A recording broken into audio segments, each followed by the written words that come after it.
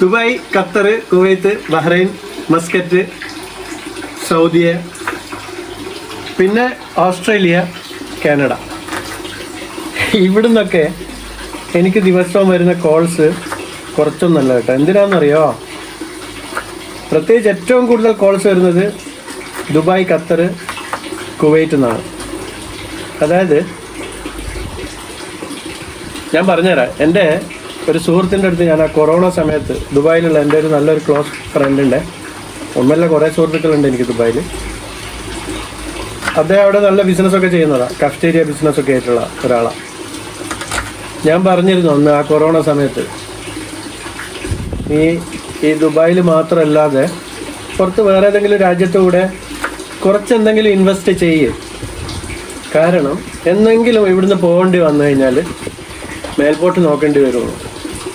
ഈ വീഡിയോ കാണുമ്പോൾ അവനറിയാതെ അവനൊക്കെ വിളിക്കുന്നത് അത്രയും ബന്ധമുള്ളതുകൊണ്ടാണ്. പിന്നെ സെയിം ഏജാണ് ഏകദേശം. ഇതേ ആള് എന്നെ ഇപ്പം നിരന്തരം എപ്പോഴും വിളിക്കാറുണ്ട് പല കാര്യങ്ങൾക്കും.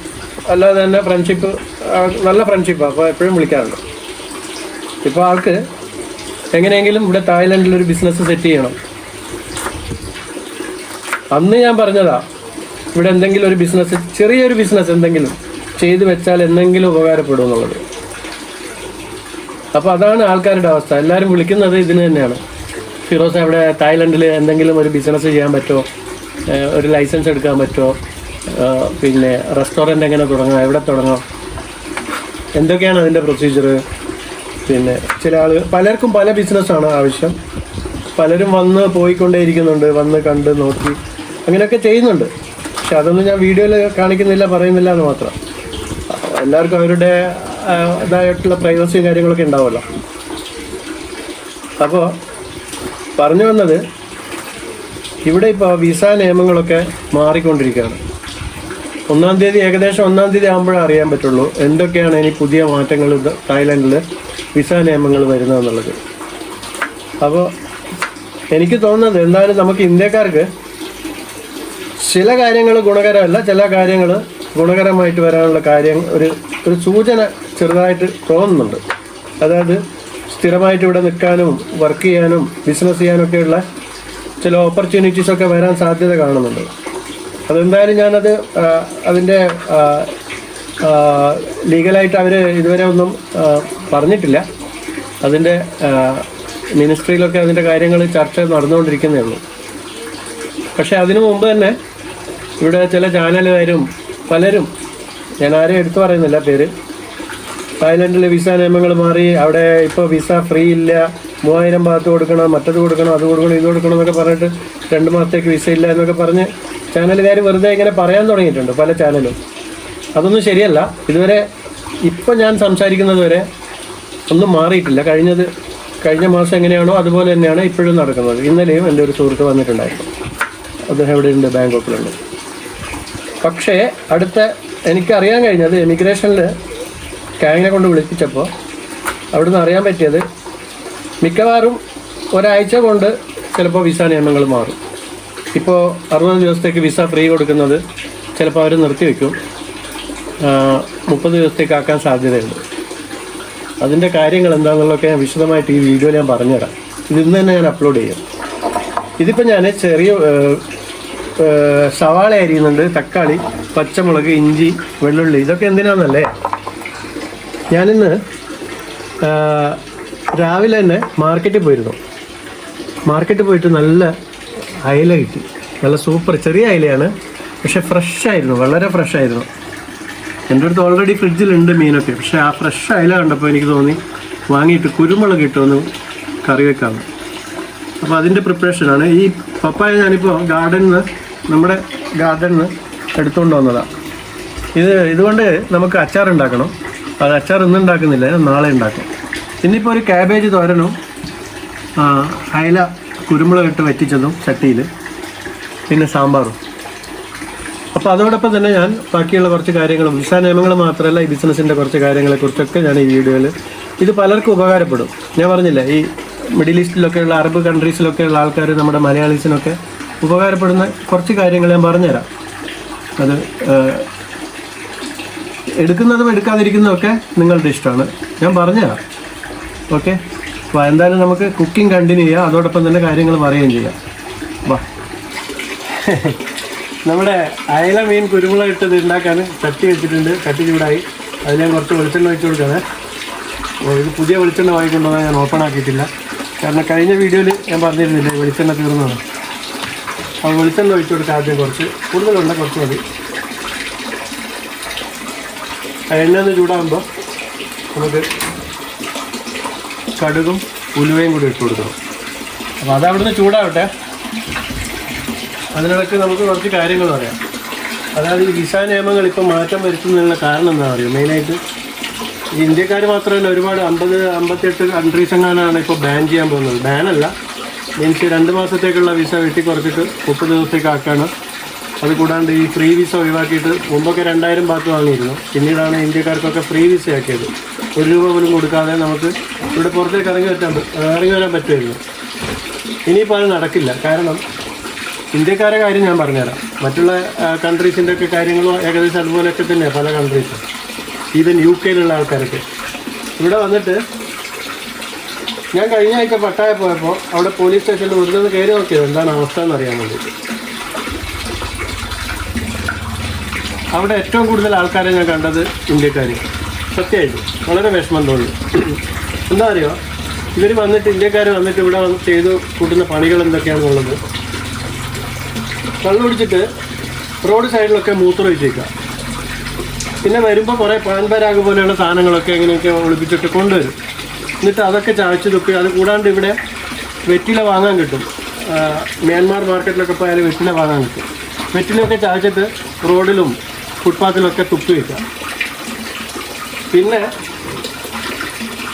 ഈ നൈറ്റ് ക്ലബിലൊക്കെ പോയിട്ട് അവിടുന്ന് ആൾക്കാരുടെ മൊബൈൽ ഫോണൊക്കെ അടിച്ചു മാറ്റാം. പിന്നെ ഹോട്ടൽ റൂമിൽ താമസിച്ചിട്ട് അവിടെയുള്ള പല സാധനങ്ങളും അടിച്ചു മാറ്റി കൊണ്ടുപോകാം. ഇതിനു മുമ്പ് തന്നെ ഇന്തോനേഷ്യയിൽ നടന്നൊരു വീഡിയോ നിങ്ങൾ കണ്ടിട്ടുണ്ടാവും. ഞാൻ എണ്ണ ചൂടായപ്പോൾ കടുകിട്ട് കൊടുത്തിരുന്നത്, എനിക്ക് കുറച്ച് ഉലുവയും കൂടി ഇട്ട് കൊടുക്കാം. ഇന്തോനേഷ്യയിലുള്ള ഒരു വീഡിയോ നിങ്ങൾ കണ്ടിട്ടുണ്ടാവും. ഇന്ത്യക്കാർ പല സാധനങ്ങളും ആ ഹോട്ടലിൽ നിന്ന് അടിച്ചു മാറ്റി കൊണ്ടുപോകുന്നത് അവർ പിടിച്ചിട്ട് ഒരു വീഡിയോ ചെയ്തിരുന്നത്. അതേ അവസ്ഥയാണ് ഇവിടെയും. അപ്പോൾ അതൊക്കെ കൊണ്ടാണ് ഇന്ത്യക്കാരൊന്നും ഇവിടെ വന്നിട്ട് ഇനി അങ്ങനെ വിലസണ്ട. കാരണം അത് മാത്രമല്ല, ഈ 2 മാസത്തേക്കുള്ള വിസക്ക് വന്നിട്ട് പലരും ഇവിടെ ജോലി ചെയ്യുന്നുണ്ട്. അത് വളരെ ഇല്ലീഗലാണ്. അങ്ങനെ ജോലി ചെയ്തിട്ട് പിടിച്ചു കഴിഞ്ഞാൽ പിന്നെ നിങ്ങൾക്ക് ഇവിടെ ഒരിക്കലും തായ്ലൻഡിൽ വരാൻ പറ്റില്ല. അത് മനസ്സിലാക്കാം. 2 മാസമെങ്കിലും 2 മാസം എന്തെങ്കിലും ജോലി ചെയ്യാന്നൊക്കെ പറഞ്ഞിട്ട് പട്ടായാലും മറ്റുമൊക്കെ പല റെസ്റ്റോറൻറ്റുകളിലും ജോലി ചെയ്യുന്ന ആൾക്കാർ എന്നെ ഇതിനു മുമ്പ് ഒരു സുഹൃത്ത് വിളിച്ചിരുന്നു. ഫിറോസ് ഖാൻ, ഞാനിവിടെ വന്നിട്ടുണ്ട്, എനിക്ക് ജോലി കിട്ടി. ഞാൻ ചോദിച്ചു എന്ത് ജോലിയാണ് കിട്ടിയത്? ഞാനിവിടെ റെസ്റ്റോറൻറ്റിലാണ് കിച്ചണിൽ ഹെൽപ്പറായിട്ട്. അപ്പോൾ വിസയോ ഇല്ല, ഞാൻ ടൂറിസ്റ്റ് വിസയിൽ വന്നിട്ട് ജോലി ചെയ്യുകയാണ്. പിടിച്ചു കഴിഞ്ഞാൽ പിന്നെ ഒരിക്കലും ഇങ്ങോട്ട് വരാൻ പറ്റില്ല. അത് മനസ്സിലാക്കാം.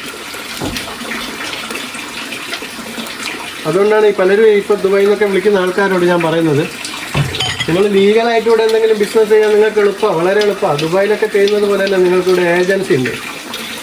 ഏജൻറ്റിൻ്റെ അടുത്ത് പോയി കഴിഞ്ഞാൽ നിങ്ങൾക്ക് എന്തിൻ്റെ ലൈസൻസാണോ, റെസ്റ്റോറൻറ്റിൻ്റെയോ കഫ്റ്റേരിയൻ്റെയോ എന്ത് ലൈസൻസാണോ വേണ്ടത്, നിങ്ങൾക്ക് അവരെല്ലാം സഹായം ചെയ്തു തരും. അവർക്കൊരു ഫീസ് കൊടുത്താൽ മതി. എന്നിട്ട് നിങ്ങളുടെ വിസ അതിൻ്റെ മേലെ അടിക്കാം, നിങ്ങളുടെ വർക്ക് പെർമിറ്റ് ഉണ്ടാക്കാം. പിന്നെ നിങ്ങൾക്ക് ആരെയാണോ കൊണ്ടുവരേണ്ടത് അവിടെ ജോലിക്ക്, അവരെ കൊണ്ടുവരാം. പക്ഷേ നിങ്ങൾ കുറച്ച് പേർക്ക് ഇവിടെയുള്ള ആൾക്കാർക്കും ജോലി കൊടുക്കണം. ഓൺലി നമ്മുടെ നാട്ടുകാർക്ക് മാത്രം ജോലി കൊടുക്കണമെന്ന് പറഞ്ഞു കഴിഞ്ഞാൽ നടക്കത്തില്ല. ഇവിടെയുള്ള ലോക്കൽസിനും കൂടെ ജോലി കൊടുക്കുന്ന വിധത്തിലുള്ള ഒരു സംവിധാനം നിങ്ങൾക്ക് ഒരു 10 പേര് ജോലിക്കുണ്ടെങ്കിൽ ഒരു 2 പേരെ ഇവിടെയുള്ള ആൾക്കാർ വെച്ചാൽ മതി. ഞാനതിനിടയ്ക്ക് ഉള്ളി ചെറുതായി അരിഞ്ഞതും കൂടെ അതിൽ ചേർത്ത് കൊടുത്തിട്ടുണ്ട്. ഒന്ന് നന്നായിട്ട് വഴണ്ട് വരട്ടെ. അതിനുശേഷം നമുക്കിതിൽ മസാലയൊക്കെ ചേർക്കാം. എന്നിട്ട് തക്കാളിയൊക്കെ ചേർത്തിട്ട് നല്ലൊരു അടിപൊളി അയില പെപ്പർ ഫ്രൈ കറി ഉണ്ടാക്കാം, വറ്റിച്ചത്. തായ്ലൻഡിൽ ബിസിനസ് ചെയ്യാൻ പറ്റില്ല എന്നൊക്കെ വിചാരിക്കുന്ന ആൾക്കാർക്ക് വേണ്ടി പറഞ്ഞു തരുന്നതാണ്. നിങ്ങൾക്കൊക്കെ ഇത് അറബ് കൺട്രീസിലൊക്കെ ഉള്ള ആൾക്കാർക്ക് ഉപകാരപ്പെടും. ഞാൻ നേരത്തെ പറഞ്ഞ പോലെ എടുക്കുന്നതും എടുക്കാതിരിക്കുന്നതൊക്കെ നിങ്ങളുടെ ഇഷ്ടം. നിങ്ങൾ അതിനു വേണ്ടി ചെയ്യേണ്ടത്, അഥവാ അങ്ങനെയൊക്കെ ചെയ്യാൻ ആഗ്രഹമുണ്ടെങ്കിൽ നിങ്ങൾ ആദ്യം ഇവിടെ വന്നിട്ട് നിങ്ങളൊരു സ്ഥാപനം എവിടെയാണ് തുടങ്ങുന്നത് അവിടെ ആദ്യം ഒരു റെൻറ്റിന് കിട്ടുന്ന ഒരു ഷോപ്പ് ആദ്യം കണ്ടെത്തുക. അത് കണ്ടെത്തി കഴിഞ്ഞാൽ പിന്നെ നിങ്ങൾക്ക് എളുപ്പമായി പണി. പിന്നെ ഇവിടെയുള്ള ഏത് ഐലൻഡിൽ പോയാലും നിങ്ങൾക്ക് ഈ കഫ്റ്റേരിയ പോലെയുള്ള നമ്മുടെ ദുബായിലൊക്കെയുള്ള കഫ്റ്റേരിയ ഇല്ലേ, ജ്യൂസ്, അതിൻ്റെ നല്ല ഓപ്പർച്യൂണിറ്റീസ് ഇവിടെ ഉണ്ട്. ഷവർമയും ഷവായും അങ്ങനെയുള്ള കാര്യങ്ങൾ. അത് ഏത് ഐലൻഡിൽ പോയാലും ടൂറിസ്റ്റുകൾ വരുന്ന ഐലൻഡുകളിൽ നിങ്ങൾക്ക് നല്ലൊരു ഓപ്പർച്യൂണിറ്റി ആയിരിക്കും. നമ്മളിതിൽ മുളക് പൊടി ചേർക്കുന്നില്ല, കുരുമുളക് പൊടിയാണ് ചേർക്കുന്നത്. മല്ലിപ്പൊടിയും മഞ്ഞൾപ്പൊടിയും കുറച്ച് ചേർക്കുന്നത്. ഞാനിത് കുക്ക് ചെയ്തുകൊണ്ടിരിക്കുമ്പോൾ തന്നെ കാര്യങ്ങൾ പറയുകയും ചെയ്യുക, കുക്കിങ്ങും നടക്കും. അതുകൊണ്ടാണ് ഇങ്ങനെ ചെയ്യുന്നത്. വെറുതെ ഒരു സ്ഥലത്ത് ഇരുന്നിട്ട് പറയുന്നതിൽ കുറച്ചുകൂടെ സുഖം ഉണ്ടാവുമല്ലോ. നിങ്ങൾ ഈ വീഡിയോ മുഴുവനായിട്ട് കണ്ടാൽ ആർക്കെങ്കിലും ഒരു 10 പേർക്കെങ്കിലും ഉപകാരപ്പെടും എന്നുള്ളത് എനിക്ക് ഷുവറാണ്.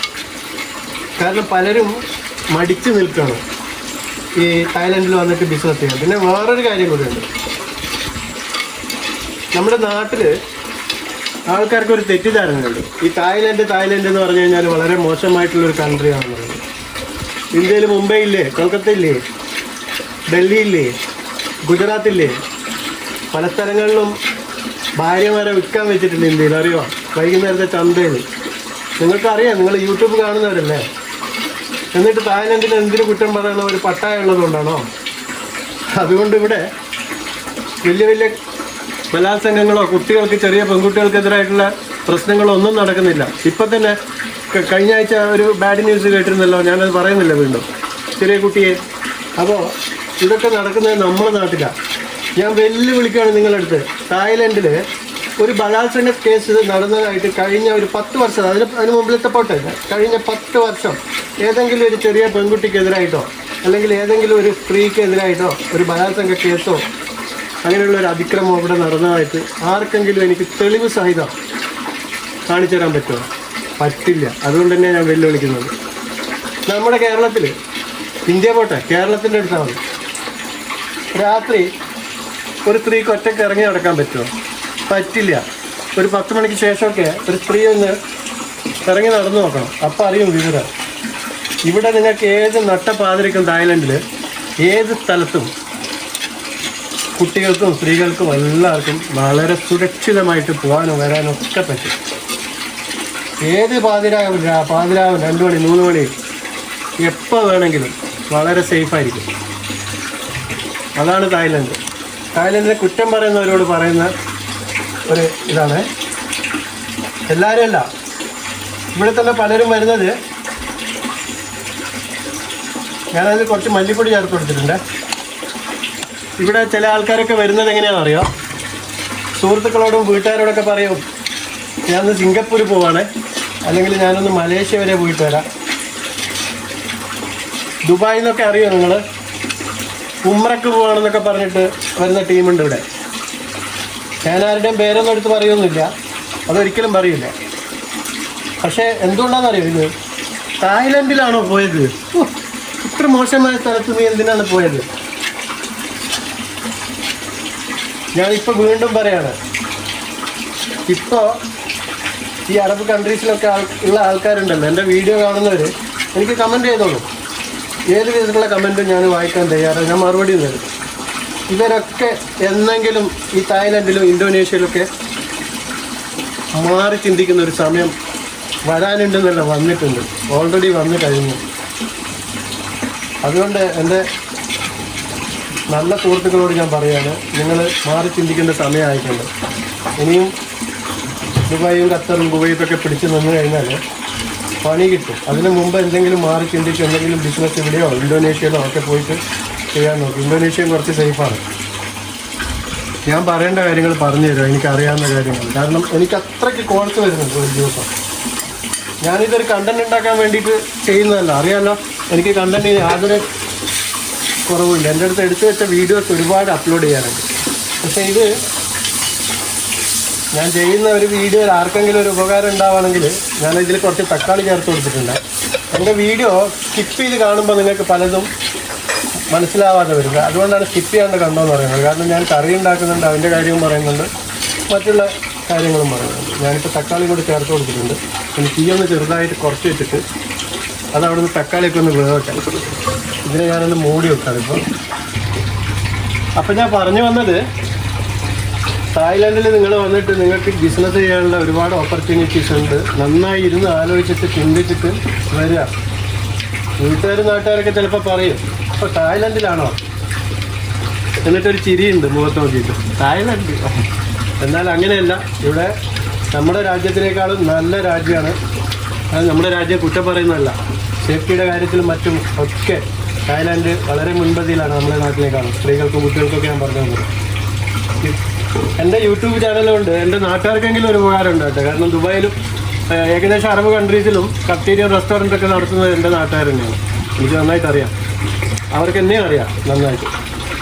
അവരോടൊക്കെ പറയാണ്, എൻ്റെ ശത്രുക്കളും എന്നോട് ദേഷ്യമുള്ള ആൾക്കാരൊക്കെ ഉണ്ടാവും. അതുപോലെ തന്നെ അതിൽ കൂടുതൽ എൻ്റെ മിത്രങ്ങളുമുണ്ട്. അപ്പോൾ ശത്രുതയൊക്കെ മറന്നിട്ട് നിങ്ങൾ ഇവിടെ വന്ന് എന്തെങ്കിലും ബിസിനസ്സൊക്കെ ചെയ്ത് സ്റ്റാർട്ട് ചെയ്ത് വെക്കുന്നത് നന്നായിരിക്കും. ഞാൻ പറയേണ്ടത് ഞാൻ പറഞ്ഞു. എൻ്റെ യൂട്യൂബ് ചാനലിലുണ്ടൊരു ഉപകാരം നിങ്ങൾക്ക് ഉണ്ടായിക്കോട്ടെ. നമ്മളതിൽ കണ്ടോ കറി, നമ്മുടെ കറി കുറച്ച് തിക്കായിട്ട് കണ്ടോ, തക്കാളിയൊക്കെ ഇട്ട് കൊടുത്തതിന് ശേഷം. ഇത് കൂടുതൽ ചാറില്ലാത്തൊരു കറിയാണ്. ഇത് ഒരു വറ്റിച്ചെടുക്കുന്ന കറിയാണ്. അതുകൊണ്ട് ഞാൻ കൂടുതൽ വെള്ളം ഒഴിക്കുന്നില്ല. പക്ഷേ കുറച്ച് വെള്ളം ഇനി ആവശ്യമുണ്ട്. അതിനിടയ്ക്ക് ഞാനതിൽ കുറച്ച് മഞ്ഞപ്പൊടി ഇട്ട് കൊടുത്തിരുന്നു, കുടംപുളിയും ഇട്ട് കൊടുത്തിട്ടുണ്ടായിരുന്നു കേട്ടോ. വേറൊന്നും ഇട്ടിട്ടില്ല. ഇപ്പോൾ ഇതിൽ മൊത്തം നമ്മളിപ്പോൾ ഇട്ടത് ഇഞ്ചി, പച്ചമുളക്, വെള്ളുള്ളി, പിന്നെ കൊത്തി എരിഞ്ഞ ഉള്ളി, സവാള, പിന്നെ കുടംപുളി ഇട്ടിട്ടുണ്ട്, മഞ്ഞപ്പൊടി ഇട്ടിട്ടുണ്ട്, മല്ലിപ്പൊടി ഇട്ടിട്ടുണ്ട്. അത്രയും സാധനം ഇട്ടിട്ടുള്ളൂ. കറിവേപ്പില എൻ്റെ അടുത്ത് ഇല്ല, തീർന്നു പോയി. യൂസഫിൻ്റെ വീട്ടിൽ പോയിട്ട് പറിച്ചുകൊണ്ട് വരണം. പക്ഷേ മടിയായതുകൊണ്ട് പോയില്ല. ഇനിയിപ്പോൾ നാളെ എങ്ങാനും അങ്ങോട്ട് പോകുമ്പോൾ അവിടെ എടുത്ത് കൊണ്ടുവരണം. ഇവിടെ എൻ്റെ കറിവേപ്പില ഞാൻ ശരിയായിട്ടില്ല, വെച്ചിട്ടൊന്നും റെഡിയായി വരുന്നില്ല. അപ്പോൾ ഇത് നല്ല എണ്ണയൊക്കെ തെളിഞ്ഞ് വന്നിട്ടുണ്ട്. ഇപ്പോൾ ഞാനതിന് ഇനി ഉപ്പിടണം. കുറച്ചുകൂടെ വെള്ളം ചേർത്തിട്ട് നല്ല ഇതുണ്ടോ വലുതല്ല, പക്ഷേ നല്ല വെള്ളി കളർ. ആഹാ, 6 അയിലയുണ്ട്. ഇത് 6 ഞാനിന്ന് തിന്നു തീർക്കും. ഈ ഐലൻഡുകളിലൊക്കെ വരുന്നത് ടൂറിസ്റ്റുകളാണ്. ഇന്ത്യൻസ് വരുന്നില്ല. ഇന്ത്യൻസ് നന്നായിട്ട് വരുന്നുണ്ട്. ഇന്ത്യൻ റെസ്റ്റോറൻറ്റുകളൊക്കെ. പക്ഷേ പട്ടായയിൽ ഇന്ത്യൻ റെസ്റ്റോറൻറ്റ് ഇനി തുടങ്ങുന്നതിൽ വലിയൊരു കാര്യമൊന്നുമില്ല. ഞാൻ പട്ടായല്ല ഉദ്ദേശിച്ചത്. പക്ഷേ കഫ്റ്റേരിയ, നമ്മുടെ ദുബായിലുള്ള കഫ്റ്റേരിയ ഇല്ലേ, അത് പട്ടായയിൽ തുടങ്ങിക്കഴിഞ്ഞാൽ സൂപ്പറായിട്ട് ഓടും. ഞാൻ എൻ്റെ ആത്മാർത്ഥമായിട്ടാണ് ഞാൻ പറഞ്ഞു തരുന്നത്. എനിക്കിതിൽ ഒരു കാര്യമില്ല നിങ്ങൾക്ക് പറഞ്ഞു തന്നിട്ട്. പക്ഷേ നിങ്ങൾക്ക് കാര്യമുണ്ട്. നിങ്ങളിത് ചെയ്ത് നോക്കൂ, രക്ഷപ്പെടും. 100% ഞാൻ ഗ്യാരണ്ടിയാണ്. എല്ലാ ഐലൻഡുകളിലും ഇന്ത്യൻ റെസ്റ്റോറൻറ്റുകൾ തുടങ്ങുകയാണെങ്കിൽ, ചെയിനായിട്ടൊക്കെ തുടങ്ങുകയാണെങ്കിൽ, അത്രയും കപ്പാസിറ്റി ഉള്ള ആൾക്കാരൊക്കെ ഉണ്ടെങ്കിൽ സൂപ്പറായിരിക്കും. ഇനി അതല്ല, അത്രയൊന്നും കപ്പാസിറ്റി ഇല്ല, ചെറുതായിട്ടൊരു റെസ്റ്റോറൻറ്റ് തുടങ്ങണം എന്ന് ഉദ്ദേശിക്കുകയാണെങ്കിൽ നിങ്ങൾ വന്നിട്ട് ഒരു ഐലൻഡിൽ ചെറിയൊരു ഷോപ്പ് തുടങ്ങും. കൂടുതൽ മെനു ഒന്നും വേണ്ട, കുറച്ച് മെനു മതി. ഇന്ത്യൻ ഫുഡ് കഴിക്കാൻ യൂറോപ്യൻസിനൊക്കെ ഇഷ്ടമാണ്, അവർ കഴിക്കുകയും ചെയ്യും. പക്ഷേ നിങ്ങൾ ആദ്യം വന്നിട്ട് ഞാൻ പറഞ്ഞതുപോലെ സ്ഥലം കാണണം, ഒരു ഷോപ്പ് കാണണം, എന്നിട്ട് ഒരു ലീഗൽ അഡ്വൈസർ എടുത്ത് പോയിട്ട് നിങ്ങൾ ചെയ്യാൻ ഉദ്ദേശിക്കുന്ന ആക്ടിവിറ്റീസിൽ ഒരു ലൈസൻസ് എടുക്കണം. എല്ലാം വളരെ പെട്ടെന്ന്, പൈസ ഉണ്ടെങ്കിൽ പെട്ടെന്ന് കഴിയുന്ന പരിപാടിയാണ്. അപ്പോൾ ആലോചിച്ച് നോക്കുക. ഞാൻ പറയേണ്ട കാര്യങ്ങൾ പറഞ്ഞു തരികയാണ്. ഇത് കണ്ടോ, ഇപ്പോൾ നമ്മുടെ ചാറ് നല്ല കുറുകി വറ്റി വന്നതുണ്ട്. ഇതിൽ കുറച്ച് വെള്ളം ഒഴിച്ച് കൊടുക്കണം, കുറച്ച് ചൂടുവെള്ളം ഒഴിച്ച് കൊടുക്കുന്നുണ്ട് ഞാൻ. ഇതിൽ കുരുമുളകും ഉപ്പും കൂടെ ഇട്ടിട്ടുണ്ടായിരുന്നേ ഞാൻ. ഇനി നമുക്കിതിലേക്ക് കുറച്ച് വെള്ളം കൂടെ ഒഴിച്ചിട്ട് തിളപ്പിച്ചിട്ട് മീൻ കൂടെ ഇട്ട് കൊടുക്കാം. ഞാനിന്ന് ഈ ഒരു സബ്ജക്റ്റ് ഇങ്ങനെ എടുക്കാനുള്ള കാരണം എന്താണെന്ന് അറിയാം. എൻ്റെ നാട്ടുകാരൻ, അതായത് നാദാപുരത്തുള്ള ഒരാൾ, അദ്ദേഹത്തിന് ദുബായിൽ കുറേ കഫ്റ്റേരിയകളും റെസ്റ്റോറൻറ്റുകളും ഒക്കെ ഉള്ള ഒരാളാണ്. ഇന്ന് എപ്പോഴും വിളിക്കുകയും സംസാരിക്കുകയൊക്കെ ചെയ്യുന്നതാണ്. ഇവിടെ വന്നിട്ടുണ്ട്, ഒരുപാട് പ്രാവശ്യം വന്നിട്ടുണ്ട്. എൻ്റെ കൂടെ ഇവിടെ താമസിക്കുകയൊക്കെ ചെയ്തിട്ടുള്ള ആളാണ്.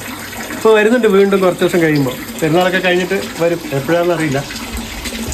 അപ്പോൾ അയാൾ ഞാൻ ഇന്ന് രാവിലെ കുറേ കാര്യങ്ങൾ സംസാരിച്ചിരുന്നു. ഏകദേശം 1 മണിക്കൂർ സമയം ഞങ്ങൾ സംസാരിച്ചുകൊണ്ടിരുന്നപ്പോൾ അദ്ദേഹമാണ് എന്നോട് പറഞ്ഞത്, ഫിറോസ് നീ എൻ്റെ അടുത്ത് ഈ കാര്യങ്ങളൊക്കെ ഇങ്ങനെ പറഞ്ഞു തരുന്നുണ്ടല്ലോ, എന്തായാലും നമ്മുടെ നാട്ടുകാർക്കൊക്കെ ഒരു ഉപകാരപ്പെടുകയാണെങ്കിൽ ഉപകാരപ്പെടട്ടെ, നീ ഒരു വീഡിയോ ചെയ്തതിനെക്കുറിച്ചെന്ന് അദ്ദേഹമാണ് എൻ്റെ അടുത്ത് പറഞ്ഞത്. അപ്പോൾ ഞാൻ പറഞ്ഞു ഓക്കെ, ഞാൻ ഇന്ന് തന്നെ ചെയ്യാമെന്ന് പറഞ്ഞത്. അങ്ങനെയാണ് ഞാൻ ഈ സബ്ജക്റ്റ് നിങ്ങളുടെ മുമ്പിൽ അവതരിപ്പിക്കുന്നത്. എൻ്റെ നാട്ടുകാരൊക്കെ എന്നെ പലരും വിളിക്കുകയും സംസാരിക്കുകയൊക്കെ ചെയ്യുന്നുണ്ട്. ചില ആളുകൾക്ക് എന്നോട് ശത്രുതയും ദേഷ്യവും അങ്ങനെയുള്ള ആൾക്കാരുണ്ട്, എൻ്റെ നാട്ടിൽ തന്നെ ഉണ്ട്. എൻ്റെ നാട്ടിലേ ഉള്ളൂ, വേറെ എവിടെ ഇല്ല. അത് ഒക്കെ മറക്കുക. വേണമെങ്കിൽ ഈ വീഡിയോ കണ്ടിട്ട് നിങ്ങൾക്ക് ഉപകാരപ്പെടും എന്ന് ഞാൻ 100% പറയാണ്. ചെയ്ത് നോക്ക്. എവിടെയെങ്കിലും ഒരു കഫ്റ്റീരിയ സ്റ്റാർട്ട് ചെയ്ത് നോക്ക്, തീർച്ചയായും രക്ഷപ്പെടും. ചെയ്താലല്ലേ മനസ്സിലാവുള്ളൂ. ഏത് കൺട്രിയിലും നമുക്ക് ചെയ്താൽ വിജയിക്കാൻ പറ്റുന്ന ഒരു സംഭവമാണ് ഈ ദുബായിലെ കഫ്റ്റീരിയ റെസ്റ്റോറൻറ്റ്, അറബിക് റെസ്റ്റോറൻറ്റ്. അപ്പോൾ എന്നോടുള്ള ശത്രുത കാരണം പലരും എന്നെ വിളിക്കില്ല. പക്ഷേ അവർ പരസ്പരം എൻ്റെ സുഹൃത്തുക്കളായിട്ട് ഡിസ്കസ് ചെയ്യും എന്നെക്കുറിച്ച്. എനിക്കറിയാം, ഞാൻ അറിയുന്നുണ്ടെല്ലാം. അതിൽ എൻ്റെ ചില സുഹൃത്തുക്കൾ പറയും, ഇന്ന ആൾ ഇന്ന വിധത്തിൽ പറഞ്ഞിരുന്നു, എങ്ങനെയാണ് ഫിറോസിനെ വിളിക്കുക, എങ്ങനെയാണ് ചോദിക്കുക, ഞാൻ അവനായിട്ട് അത്ര വലിയൊരു ബന്ധമില്ല ഇപ്പോൾ പണ്ടത്തെ പോലെ എന്നൊക്കെ പറയുന്ന ആൾക്കാരുണ്ട്. എനിക്കങ്ങനെ യാതൊരു ശത്രുതയും നിങ്ങളോടൊന്നും ഇല്ല. ആരാണെന്ന് പറയുന്നതൊക്കെ എനിക്കറിയാം. നിങ്ങൾ ധൈര്യമായിട്ട് വിളിച്ചോ. ഇവിടെ നാദാപുരത്തുള്ള ഈ വീട്ടിൽ നാദാപുരത്തുള്ള ഒരുപാട് ആൾക്കാർ വന്ന് താമസിച്ചിട്ട് പോയിട്ടുണ്ട്. ഇന്ന് വരെ ഞാൻ ആരെങ്കിലും പറഞ്ഞിട്ടുണ്ടോ, ആരുടെയെങ്കിലും മുഖം കാണിച്ചിട്ടുണ്ടോ, എന്തെങ്കിലും ചെയ്തിട്ടുണ്ടോ? ചെയ്യില്ല, അതൊന്നും ചെയ്യില്ല. അതുകൊണ്ട് ധൈര്യമായിട്ട് വിളിച്ചോ. എന്തെങ്കിലും സംശയമോ കാര്യങ്ങളൊക്കെ ഉണ്ടെങ്കിൽ ഞാൻ തീർത്തു തരും, ഒരു പ്രശ്നമില്ല. എൻ്റെ നമ്പർ ഞാൻ വാട്സപ്പ് നമ്പർ ഈ വീഡിയോയുടെ അടിയിൽ നിങ്ങൾക്ക് കിട്ടും. ഞാൻ അഥവാ ഫോൺ എടുത്തില്ലെങ്കിൽ എനിക്ക് വോയിസ് മെസ്സേജ് ചെയ്താൽ മതി. നമ്മുടെ ഈ കറിയൊന്ന് തിളച്ച് വന്നിട്ട് വേണം ഈ മീൻ കുഞ്ഞുങ്ങളെ പെറുക്കി അതിലേക്ക് ഇട്ട് കൊടുക്കാൻ. ഇന്നൊരു പിടുത്തം പിടിക്കും ഞാൻ. ഇന്നും വാഴയിലൊരു പിടുത്തം പിടിക്കണം. ഞാൻ ദിവസവും എനിക്ക് ഈ ഫുഡ് ഉണ്ടാക്കുക എന്ന് പറയുന്നത് ഒരു പാഷനാണ്. ഞാനതൊരു ജോലിയായിട്ട് കാണുന്നില്ല. പലരും ഈ ഫുഡ് ഉണ്ടാക്കൽ ഭയങ്കര ഒരു മടിയായിട്ട് കാണും. അവർക്കൊരിക്കലും ഫുഡ് ഉണ്ടാക്കാൻ പറ്റില്ല. നിങ്ങളതൊരു പാഷനായിട്ട് എടുക്കുകയാണെങ്കിൽ നിങ്ങൾക്ക് നല്ല നല്ല ഫുഡുകൾ നിങ്ങൾക്ക് തന്നെ സ്വന്തമായിട്ട് എന്തും, നമ്മൾ ഹോട്ടലിൽ കഴിക്കുന്ന എന്ത് സാധനങ്ങളും നമുക്ക് നമ്മുടെ വീട്ടിൽ തന്നെ ഉണ്ടാക്കി കഴിക്കാൻ പറ്റും. ഞാനിവിടെ പരീക്ഷണങ്ങൾ ഇങ്ങനെ നടത്തി പലതും, ചിലത് വിജയിക്കും, ചിലത് തോറ്റുപോകും.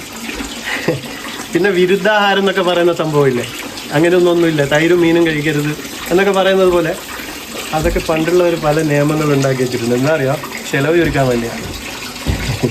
അല്ലാതെ അതും ഇതും കൂടെ ഒന്നിച്ച് കഴിക്കരുത്, ഇറച്ചിയും മീനും കൂടെ ഒന്നിച്ച് കഴിക്കരുത് എന്ന് പറയും. കാരണം അന്ന് അവർ മീൻ വാങ്ങിയിട്ടുണ്ടെങ്കിൽ മീൻ കഴിച്ചാൽ മതി, ഇറച്ചിയും രണ്ടും കൂടെ വാങ്ങി അത്രയും ചിലവ് കൂട്ടണ്ടല്ലോ, അത്രയേ ഉള്ളൂ. ഡോക്ടേഴ്സ് പറയുന്നില്ലേ സിഗരറ്റ് വലിക്കരുതെന്ന്, എന്നിട്ട് അവർ വലിക്കുന്നില്ലേ? അതുപോലെ തന്നെയാണ്. അപ്പോൾ അതിലൊന്നും വലിയ കാര്യമൊന്നുമില്ല.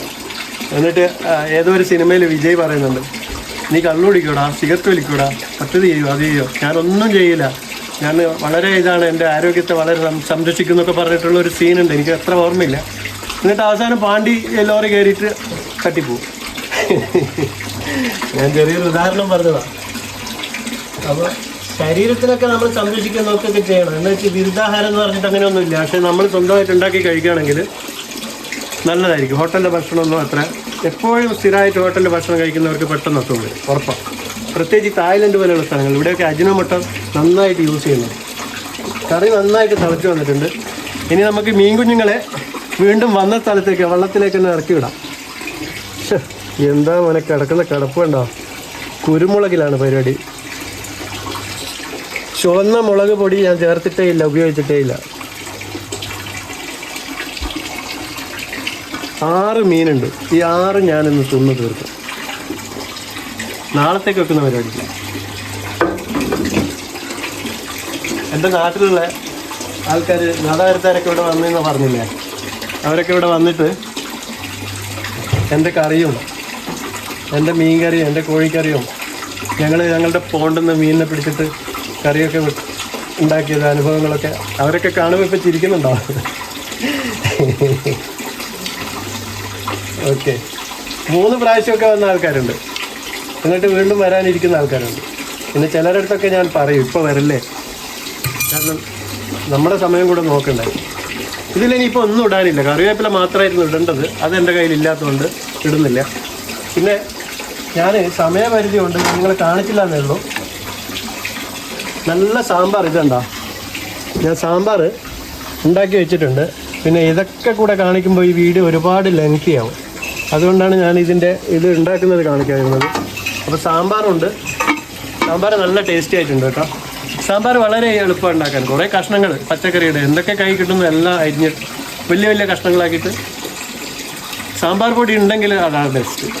എനിക്ക് സാമ്പാർ പൊടി നാട്ടിൽ നിന്ന് എൻ്റെ ഒരു സുഹൃത്ത് ഇപ്പോൾ കൊണ്ടുവന്നത്. അപ്പോൾ ഞാൻ സാമ്പാർ പൊടി ഇട്ടിട്ട് കുറച്ച് കായപ്പൊടിയും ചേർത്തിട്ടുണ്ട്. കടുക് വറുത്ത് അവിടെ വെച്ചു. സംഭവം സൂപ്പർ, വളരെ ഈസി, സെറ്റാ. ഈ സാമ്പാർ നാളേക്ക് നല്ല ടേസ്റ്റ് ആയിരിക്കും. ഇതെന്തായാലും ഇന്ന് തീരൂല ഈ 2 ഐറ്റം. ഈ അയില തീരും, അയില ഞാനിന്ന് തിന്നു തീർക്കും. സാമ്പാർ ചിലപ്പോൾ ബാക്കിയുണ്ടാവും നാളത്തേക്ക് കൂടെ. പാൻ അടുപ്പത്ത് വെച്ചിട്ടുണ്ട്. കാബേജ് നന്നായി അരിഞ്ഞ് വെച്ചിട്ടുണ്ട്. ഇതുണ്ടോ, കാബേജിൻ്റെ ഒരു തോരൻ ഉണ്ടാക്കണം. വെജിറ്റബിൾ എപ്പോഴും നമ്മൾ കഴിക്കുന്നത് ആരോഗ്യത്തിന് ഒരിക്കലും ഹാനികരമാവില്ല, അത് ഉറപ്പല്ലേ. വെജിറ്റബിളും ഫ്രൂട്ട്സും അതിവിടെ സുലഭമായിട്ട് കിട്ടുകയും ചെയ്യും. തായ്ലൻഡിലെ ഫ്രൂട്ട്സിനെ കുറിച്ച് അറിയാലോ. ഞാൻ കുറച്ച് വെളിച്ചെണ്ണ ഒഴിച്ച് കൊടുത്തിട്ടുണ്ട്. തായ്ലൻഡിൽ എല്ലാ ഫ്രൂട്ട്സും കിട്ടും, അതും ഫ്രഷ് ആയിരിക്കും വെജിറ്റബിൾസും. നമ്മുടെ നാട്ടിലൊക്കെ അണ്ണന്മാരെ ആശ്രയിക്കണ്ടേ, ചെന്നൈയിൽ നിന്ന് വരണ്ടേ. ഇവിടെ അതല്ല, ഇവിടെ നമ്മുടെ ഓരോ 2 കിലോമീറ്ററിലും ഇതിൻ്റെയൊക്കെ ഫാമിംഗ് ഉണ്ട്. അവിടുന്ന് ഫ്രഷായിട്ട് രാവിലെ മാർക്കറ്റിലേക്ക് വരുന്നതാണ്. മാർക്കറ്റിൽ പോയി കഴിഞ്ഞാൽ എപ്പോഴും ഫ്രഷ് വെജിറ്റബിളും ഫ്രഷ് ഫ്രൂട്ടും. അപ്പോൾ എണ്ണ ഒഴിച്ച് കൊടുത്തിട്ട് കുറച്ച് കടുക് ഇട്ട് കൊടുക്കുക. ഒരു തമാശ കിട്ടാൽ മതി. അതിങ്ങനെ പൊട്ടി വരുമ്പോൾ നല്ലൊരു സൗണ്ട് വരും, കണ്ടോ, അത് കേൾക്കാൻ നല്ലൊരു രസമാണ്. അപ്പോൾ കാര്യത്തിലേക്ക് തന്നെ വരാം. ആ കടുക് പൊട്ടി വരുന്നുണ്ട്. അതിൽ കുറച്ച് സവാള അരിഞ്ഞതും കുറച്ച് വെള്ളുള്ളിയും കുറച്ച് ഇഞ്ചിയും പച്ചമുളകും എല്ലാം കൂടെ ഇട്ട് കൊടുക്കണം. അത് വെറുതെ ഇങ്ങനെ സംസാരിച്ചുകൊണ്ടിരിക്കുമ്പോൾ, വർത്താനൊക്കെ പറഞ്ഞുകൊണ്ടിരിക്കുമ്പോൾ ഇങ്ങനെ കുക്കിംഗ് ഒരു വഴിക്ക് നടക്കും, നമ്മുടെ സംസാരം വേറൊരു വഴിക്ക് നടക്കും. അത് അത്ര ഗൗരവമായി എടുക്കേണ്ട വിഷയമൊന്നുമില്ല കുക്കിങ്.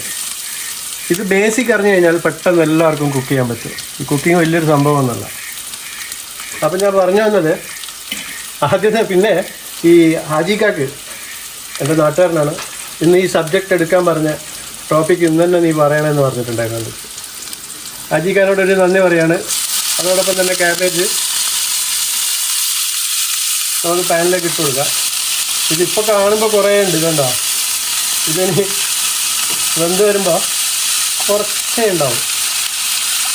അതുകൊണ്ട് തന്നെ ഉപ്പൊക്കെ ഇടുമ്പോൾ വളരെ ശ്രദ്ധിക്കണം. അപ്പോൾ ഇത് ഒരുപാടുണ്ടല്ലോ എന്ന് വെച്ചിട്ട് കുറേ ഉപ്പൊന്നും വാരി ഇടാനും പാടില്ല, കുറച്ചേ ഉണ്ടാവുള്ളൂ. തീ ചെറുതായി വെച്ച് കൊടുക്കാം. എന്നിട്ട് ആ ചെറിയ തീയിൽ ഇവനിങ്ങനെ വെന്ത് വരണം, നല്ലോണം വേവണം. ശരിക്കും കാബേജ് ഞങ്ങൾ വേവിക്കാണ്ട് കഴിക്കും സാലഡായിട്ട്. പക്ഷേ ഈ ഒരു സാധനം ഉണ്ടാക്കുമ്പോൾ കുറച്ച് നന്നായിട്ട് വെന്ത് കഴിഞ്ഞാൽ ഒരു പ്രത്യേക ടേസ്റ്റാണ്. ഇതിനു മുമ്പ് എൻ്റെ ഒരു സുഹൃത്ത് വന്നിരുന്നു മലപ്പുറത്തുള്ള. അപ്പോൾ അയാൾ പറഞ്ഞത്, ഞാൻ ഈ സാധനം ഇപ്പം അടുത്തൊന്നുമല്ല, കുറച്ച് എനിക്ക് വന്നത് ഏകദേശം ഒരു വർഷമായിട്ടുണ്ടാവും. അദ്ദേഹത്തിൻ്റെ ഭാര്യ ഈ കാബേജ് തോരൻ ഉണ്ടാക്കാറുണ്ട്. പക്ഷേ ഈ ഒരു സിസ്റ്റത്തിലല്ല, വേറെ ഒരു രീതിയാണ്. പക്ഷെ അയാൾക്ക് ഞാൻ ഉണ്ടാക്കിയ ഈ തോരൻ അയാൾക്ക് ഭയങ്കരമായിട്ട് ഇഷ്ടമായി. കുറച്ച് മഞ്ഞപ്പൊടി മാത്രം, വേറെ ഒന്നും ചേർക്കണ്ട കേട്ടോ. ഒരല്പം മഞ്ഞപ്പൊടി മാത്രമേ ചേർക്കുന്നുള്ളൂ. എരിവിന് പച്ചമുളക് ഞാൻ ഇട്ട് കൊടുത്തിട്ടുണ്ട്. വേറെ ഒന്നുമില്ല. ഇതിനെ ഒന്നുകൂടെ മിക്സാക്കിയിട്ട് അടച്ചു വെക്കാം. അത് അവിടെ നിന്ന് തനിയെ ഇങ്ങനെ ചെറുതായി വെന്ത് വന്നോളും. ഇടയ്ക്ക് വേണമെങ്കിൽ ഒന്ന് മൂടി തുറന്നിട്ട് ഒന്ന് മിക്സ് ചെയ്ത് കൊടുത്താൽ മതി. ഉപ്പിടണം കേട്ടോ. ഞാൻ ഉപ്പിട്ടിട്ടില്ല ഇപ്പോൾ, ഞാനിപ്പോൾ ഇടും ഉപ്പ്. ഇതുണ്ടോ, ചെറിയൊരു മഞ്ഞ കളറായിരിക്കും, പക്ഷെ ചോറിൻ്റെ കൂടെ കഴിക്കാൻ സൂപ്പറാണ്. എനിക്ക് ഭയങ്കര ഇഷ്ടമായിരുന്നു. കുറച്ച് ഉപ്പും കൂടെ ഇട്ട് കൊടുത്തിട്ടുണ്ട്. ഉപ്പൊക്കെ കഴിക്കണക്കാം. നമ്മുടെ കുക്കിംഗ് വീഡിയോയിലൊക്കെ പറയുന്നത് പോലെ 1 സ്പൂണ് 2 സ്പൂൺ എന്നൊന്നും പറയാൻ എനിക്കറിയില്ല. എൻ്റെ എല്ലാം കഴിക്കണക്കാം. അത് എക്സ്പീരിയൻസാണ്. എത്ര കാലമായി ഇത് ചെയ്യാൻ തുടങ്ങിയിട്ട്. പണ്ട് ദുബായിൽ പോയ സമയം മുതലേ തുടങ്ങിയതായി കുക്കിങ്. എനിക്കിഷ്ടം അതാണ്. എനിക്ക് ഭയങ്കര ഇഷ്ടമാണ് കുക്ക് ചെയ്യുന്നത്. നിങ്ങൾ ഏത് അർദ്ധരാത്രി വിളിച്ചിട്ട് എന്നോട് എന്തെങ്കിലും ഒന്ന് ഉണ്ടാക്കി തരുമെന്ന് ചോദിച്ചു കഴിഞ്ഞാൽ എനിക്കത് ഭയങ്കര സന്തോഷമാണ് ഉണ്ടാക്കിത്തരാം. പക്ഷെ ഉണ്ടാക്കുന്നത് കഴിക്കുകയും ചെയ്യണം. ബാലൻസ് വെക്കുന്നതൊന്നും എനിക്കിഷ്ടമല്ല. ഉണ്ടാക്കിയത് കഴിക്കുക മൊത്തം. ഞാനിവിടെ രാത്രി 3 മണിക്ക് ഇതിൻ്റെ ബാക്കിലൊരു മരമുണ്ട്. ആ മരത്തിൽ കാട്ടുകോഴികൾ വന്നിട്ട് രാത്രി അവിടെ ആ മരത്തിൻ്റെ ചില്ലയിലാണ് കിടന്നുറങ്ങുക. രാത്രി 3 മണിക്ക് ഞാനിവിടുന്ന് ലേക്കിൻ്റെ അടുത്ത് പറഞ്ഞ്, ലേക്ക് ഗണ്ണുണ്ട് നിങ്ങളുടെ അടുത്ത്, ഇതിനൊന്ന് മൂടി വെച്ച് കൊടുക്കാം. അതവിടെ ചെറിയ തീയിൽ അവിടെ ഇങ്ങനെ വെന്തോളും. ലേക്കിൻ്റെ അടുത്ത് പറഞ്ഞിട്ട് കോഴിയൊക്കെ ഗണ്ണ് വെച്ച് അടിച്ചിട്ട് വന്നു. ഒരു 5:30 മണിയാകുമ്പോഴേക്ക് ഞാൻ ബിരിയാണി, നല്ല കാട്ടുകോഴീൻ്റെ ബിരിയാണി സൂപ്പറായി ഉണ്ടാക്കി കഴിച്ചിട്ടൊക്കെ കിടന്നു തുടങ്ങിയത്. ചില സമയത്തൊക്കെ അങ്ങനെ നല്ല രസമാണ് അതൊക്കെ. അപ്പോൾ കാര്യങ്ങൾ ഇവിടെയൊന്നും തീരുന്നില്ല, ഇനിയും പറയാനുണ്ട്. ഇന്നത്തെ വീഡിയോ കുറച്ച് ലെങ്തി ആയിരിക്കും, ഞാൻ പറഞ്ഞില്ലേ. പക്ഷേ ഇത് നിങ്ങൾക്ക് തീർച്ചയായും ഒരാൾക്കെങ്കിലും ഉപകാരപ്പെട്ടാൽ എനിക്ക് സന്തോഷമേ ഉള്ളൂ. എന്ത് സംശയം ഉണ്ടെങ്കിലും എന്നെ വിളിച്ചോളൂ, എൻ്റെ വാട്സപ്പ് നമ്പറിൽ ഞാൻ പറഞ്ഞുതരും. ബാക്കിയുള്ള കാര്യങ്ങളും കൂടെ ഞാൻ പറഞ്ഞുതരാം. ഈ നമ്മുടെ ഈ പ്രത്യേകിച്ച് ഈ റെസ്റ്റോറൻറ്റ് ഫീൽഡിലുള്ള ആൾക്കാരോട് പറയാണ്, നിങ്ങൾ തീർച്ചയായും നിങ്ങൾ വിജയിക്കും. ഞാൻ 100% നിങ്ങളോട് ഷുവർ പറയാണ്. നിങ്ങളിവിടെ വന്നിട്ട് ഏതെങ്കിലും ഒരു ഐലൻഡിൽ ഒരു കഫ്റ്റീരിയ ഒന്ന് തുടങ്ങി നോക്കും. വെറുതെ പറയല്ല, നിങ്ങൾ വിചാരിക്കുന്ന അത്ര വലിയൊരു എമൗണ്ട് ഒന്നും അതിന് വരികയില്ല. ഇനി ഇതൊന്നും റിസ്ക് എടുക്കാൻ താല്പര്യമില്ലാത്ത ആൾക്കാർ ആണെങ്കിൽ നിങ്ങളിവിടെ ഒരു കോണ്ടോമിനിയം വാങ്ങിയിട്ടുള്ളൂ, ഒരു 1 ബെഡ്റൂം. നിങ്ങൾക്ക് മന്ത്ലി ഒരു 10,000 ബാത്ത്, അതായത് ഇന്ത്യൻ്റെ 30,000 രൂപ. ഇപ്പോൾ ബാത്ത് നന്നായിട്ട് മുന്നേറിക്കൊണ്ടിരിക്കുകയാണ്. നമ്മുടെ ഇന്ത്യൻ മണി ബാത്തിനെതിരായിട്ട് താഴ്ന്ന് താഴേക്ക് ഇങ്ങനെ പോയിക്കൊണ്ടിരിക്കുക. ഇപ്പോൾ ഒരു ബാത്ത് എന്ന് പറയുന്നത് ഇന്ത്യയുടെ 3 രൂപയാണ്. അങ്ങനെ കണക്കൂട്ടിയാൽ മതി. ഒരു 75 ലക്ഷം രൂപ ഇന്ത്യൻ്റെ മുടക്കി കഴിഞ്ഞാൽ നിങ്ങൾക്ക് ഇവിടെ ഒരു അപ്പാർട്ട്മെൻറ്റ്, ഒരു കോണ്ടോമിനിയം വാങ്ങാൻ പറ്റും. നിങ്ങളുടെ സ്വന്തം പേരിൽ, ഒരാളുടെ സഹായം വേണ്ട. ഈവൻ നിങ്ങൾക്ക് ഇവിടുത്തെ വിസ പോലും വേണ്ട. നിങ്ങൾ ടൂറിസ്റ്റായിട്ട് വന്നാൽ പോലും നിങ്ങളുടെ പേരിൽ ഇപ്പോൾ ബുക്ക് ചെയ്തിട്ടാണെങ്കിൽ അടുത്ത വർഷം നിങ്ങൾക്ക് കറക്റ്റ് നമ്മുടെ നാട്ടിലെ പോലെയൊന്നല്ല, ചാവി കിട്ടും. ചാവി വാങ്ങുക. അവിടെ ലേക്കും നോങ്ങൊക്കെ എന്തൊക്കെയോ സംസാരിച്ചുകൊണ്ടിരിക്കുന്നുണ്ട്. അപ്പോൾ ഇതിനെ നമുക്കൊന്ന് ഇടക്കൊന്ന് ഇങ്ങനെ ഇളക്കി കൊടുത്തേക്കാം. അടി പിടിക്കാന്നില്ല, ഇതിനകത്ത് നിന്ന് വെള്ളം ഇങ്ങനെ ഇറങ്ങി വരും. കണ്ട വെള്ളം ഇറങ്ങി വരുന്നത്. പക്ഷെ കാണും, ഇതിങ്ങനെ ഓപ്പൺ ചെയ്യുമ്പോൾ തന്നെ നല്ലൊരു വാസന വരുന്നുണ്ട് കേട്ടോ.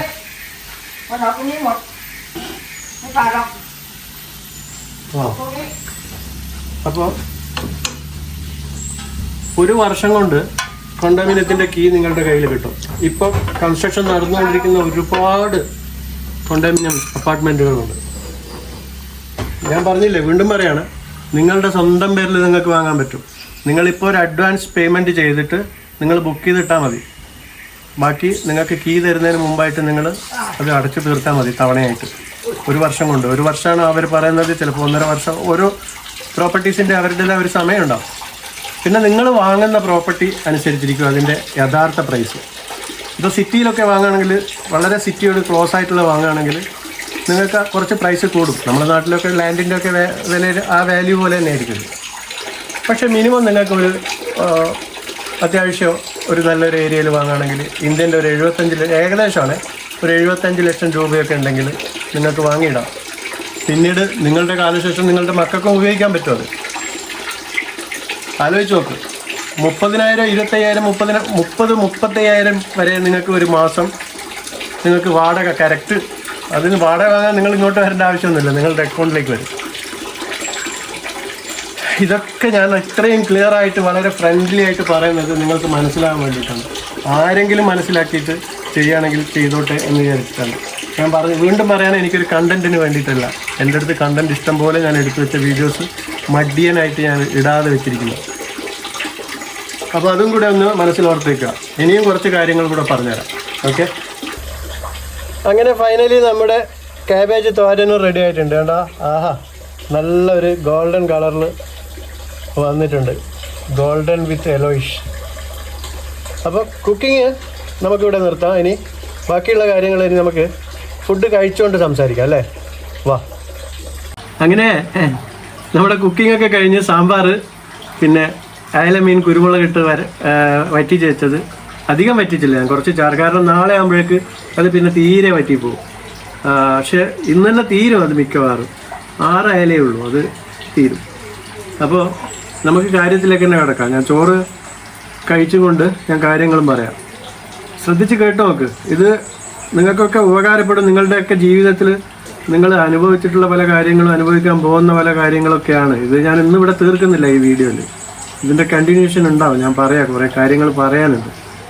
നല്ല വിശപ്പുണ്ട്, അതുകൊണ്ട് തന്നെ കുറച്ച് കൂടുതൽ ചോറ് എടുത്തിട്ടുണ്ട്. ചിലപ്പോൾ ഇനി ഇത് തീർന്നു കഴിഞ്ഞാൽ ഞാൻ വീണ്ടും എടുക്കാനും സാധ്യതയുണ്ട് കേട്ടോ.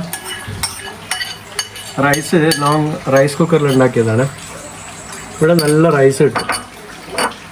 ഇവിടുന്ന് പല രാജ്യങ്ങളിലേക്കും അരി കയറ്റി പോകുന്നുണ്ട്, അറിയോ. സൗദിയിലേക്കും ദുബായിലേക്കൊക്കെ പോകുന്ന അരി ഇവിടെയുള്ള വലിയ വലിയ മൊത്ത വിതരണക്കാരിൽ നിന്നാണ്. കൂടുതലും ഉണ്ടാക്കുന്നത് ചെങ്മൈ, അതേപോലെ ഇസാൻ എന്നൊക്കെ പറയുന്ന സ്ഥലങ്ങളിലാണ്. ഇത് കുറച്ച് സ്റ്റിക്കി ആയിട്ടുള്ള റൈസാണ്, ഇതെനിക്കിഷ്ടമാണ്. പിന്നെ കുറച്ച് വേവ് കൂടിയ ചോറാണ് എനിക്കിഷ്ടം. ഇത് നമുക്ക് കുറച്ച് കാബേജ് തോരൻ എടുക്കാം. നല്ല രസമുള്ള ഒരു സാധനമാണ് കേട്ടോ ഇത്. അതവിടെ കിടക്കട്ടെ. ഇനി നമുക്ക് കുറച്ച് സാമ്പാർ എടുക്കാം. സാമ്പാറൊക്കെ കിടക്കുന്ന കിടപ്പുണ്ട്. ഇത് ഞാൻ സാമ്പാർ കൂടുതൽ ഗ്രേവി ഇല്ലാത്ത ടൈപ്പിൽ ഉണ്ടാക്കിയതാണ്. നല്ല സൂപ്പറായിട്ടുണ്ട്. പക്ഷെ ഞാൻ ടേസ്റ്റ് ചെയ്ത് നോക്കിയിരുന്നു ഉണ്ടായി കഴിഞ്ഞപ്പോൾ. ഓക്കെ, പിന്നെ നമുക്ക് നമ്മുടെ ഇന്നത്തെ മെയിൻ ഐറ്റം അയില കുരുമുളകിട്ട് വറ്റിച്ചതല്ല, കുരുമുളകിട്ട് വെച്ചത്. സൂപ്പറായിട്ടുണ്ട്. നല്ല വാസനയൊക്കെ വരുന്നുണ്ട്. കുടമ്പുളി ഇട്ടുണ്ടാക്കിയതാണ്, അതുകൊണ്ട് തന്നെ ടേസ്റ്റ് മോശമാവില്ല. അല്ലെങ്കിൽ ഈ കുരുമുളക് ഇട്ടിട്ട് ഉണ്ടാക്കി കഴിഞ്ഞാൽ നമുക്ക് ആരോഗ്യത്തിന് നല്ലതാണ് ചുവന്ന മുളകിനേക്കാളും. പിന്നെ നമുക്ക് കുറച്ച് കടുവ അച്ചാറെടുക്കാം. ഇതെൻ്റെ സുഹൃത്ത് നാട്ടിൽ നിന്ന് കൊണ്ടുതന്നതാണ്, ഞാൻ ഉണ്ടാക്കിയതല്ല. ഞാൻ ഉണ്ടാക്കാറുണ്ട് ഇടയ്ക്ക് കടുവ. ഇത് എൻ്റെ സുഹൃത്ത് കൊണ്ടുതന്നതാണ്. നല്ല അച്ചാർ, നല്ല സൂപ്പർ അച്ചാർ. അതൊരു സൈഡിൽ അവിടെ ഭംഗിക്ക് അതും കിടക്കട്ടെ.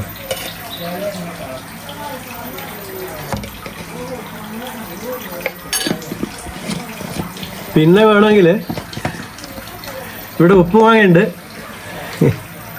ഉപ്പ് മാങ്ങ ഞാനിങ്ങനെ ഇടയ്ക്കിടയ്ക്ക് എടുത്ത് കഴിക്കും, എന്നിട്ട് തണുത്ത വെള്ളം കുടിക്കും. അങ്ങനെ കഴിഞ്ഞു. ഇനിയിപ്പോൾ വീണ്ടും ഉണ്ടാക്കണം. ഇതെന്താ സാധനം എന്നറിയാം?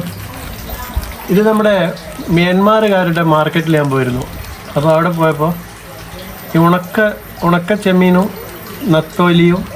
നത്തോലിയുടെ ചെറിയ നത്തോലി, കുഞ്ഞ് നത്തോലി, അതൊക്കെ കൂട്ടി ഇടിച്ച് പൊടിച്ച് മുളകൊക്കെ ഇട്ടിട്ടുണ്ടാക്കിയ ഒരു നല്ല സൂപ്പർ ടേസ്റ്റി ആയിട്ടുള്ള സാധനം. ഇതിൻ്റെ ടേസ്റ്റ് എങ്ങനെയാണെന്ന് പറഞ്ഞാൽ നമ്മുടെ നാട്ടിലുള്ള ചമ്മന്തി, ഉണക്ക ചമ്മന്തി ഇല്ലേ, അതിൻ്റെ അതേ ടേസ്റ്റാണ്. പക്ഷെ കുറച്ച് ക്രിസ്പി ആയിട്ടുള്ള ഇതുണ്ട്. ഇതിൽ ചെറിയ ചെറിയ നത്തോലി ഉണ്ട്, അതേപോലെ ചെമ്മീനുണ്ട്, പിന്നെ ഗാർലിക്കും ഇഞ്ചിയും എന്തൊക്കെയോ അങ്ങനെ ഈ മ്യാൻമാറുകാരുണ്ടാക്കുന്ന സാധനമാണ്. അപ്പോൾ നമുക്ക് കഥയിലേക്ക് വരാം. ഞാനിത് കഴിക്കുകയും ചെയ്യാം, കാര്യങ്ങളും പറയാം. നിങ്ങൾ എന്തെങ്കിലും ചിന്തിച്ചിട്ടുണ്ടോ?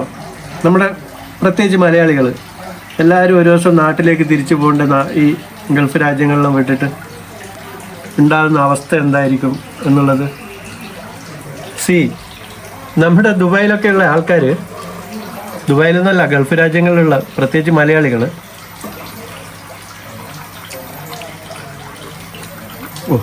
മീൻ കറിക്ക് ഇടില്ല ടേസ്റ്റാണ് കേട്ടോ. കുരുമുളകിൽ ഒന്ന് ഉണ്ടാക്കി നോക്കണേ. ഉണ്ടാക്കി നോക്കിയിട്ട് എനിക്കൊന്ന് കമൻറ്റ് ചെയ്താൽ മതി എങ്ങനെയുണ്ടെന്ന്. അപ്പോൾ മനസ്സിലാവും ഞാൻ വെറുതെ പറയുന്നതല്ലാന്നുള്ളത്. അപ്പോൾ അവിടെ നന്നായിട്ട് കഷ്ടപ്പെടും. 16, 17, 18 മണിക്കൂറൊക്കെ ജോലി ചെയ്യുന്ന ആൾക്കാരുണ്ട്, ഓവർ ടൈമൊക്കെ എടുത്തിട്ട്. എന്നിട്ട് മൂട്ടക്കടിയായിട്ടിട്ട് ഒരു റൂമിൽ തന്നെ 6, 8, 10 ഒക്കെ ആൾക്കാരുണ്ടാവും. അങ്ങനെ കഷ്ടപ്പെട്ട് അവിടുത്തെ ജീവിച്ചിട്ട് കുറച്ച് പൈസയൊക്കെ ഉണ്ടാക്കും.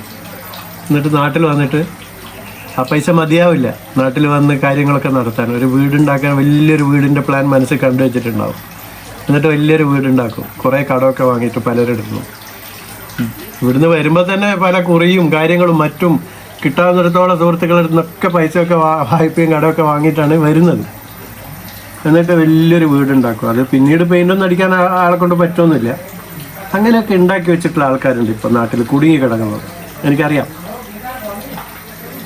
ഈ ലോൺ എടുത്തിട്ട് കാറ് വാങ്ങിയിട്ട് അപ്പുറത്തെ സുഹൃത്തിൻ്റെ അടുത്ത് ഒരു സ്വിഫ്റ്റാണുള്ളതെങ്കിൽ പിന്നെ ഞാനൊരു ഇന്നോവ തന്നെ വാങ്ങണ്ടേ, അല്ലെങ്കിൽ ഒരു കാറ് വാങ്ങണ്ടേ. അപ്പോൾ പൈസ ഉണ്ടാവില്ല, ലോൺ എടുത്ത് കാറ് വാങ്ങും. അങ്ങനെയൊക്കെ വാങ്ങിയിട്ട് ആൾക്കാരൊക്കെ ഇപ്പോൾ കുടുങ്ങി കിടക്കുന്നുണ്ട്. കാരണം ഇനിയിപ്പോൾ അറബ് രാജ്യങ്ങളിലെല്ലാം പ്രശ്നങ്ങളാണ്. ഇതൊക്കെ ഈ പ്രശ്നങ്ങളൊക്കെ എത്രത്തോളം നീണ്ടുപോകും, ഇനി എന്താണ് ഫ്യൂച്ചറിലെ അവസ്ഥ എന്നൊന്നും ആർക്കൊന്നും പറയാൻ പറ്റില്ല. അതായത് ഈ അറബ് രാജ്യങ്ങളിൽ അവിടെ ഒരു ചെറിയ ഒരു തീപ്പൊരി ഉണ്ടാകുമ്പോൾ നമ്മുടെ വീട്ടിലെ അടുപ്പിലെ തീ അണയും എന്നും മനസ്സിലാക്കിയാൽ മതി. അത് നമ്മൾ പല ഇതിലും കണ്ടിട്ടുണ്ട്.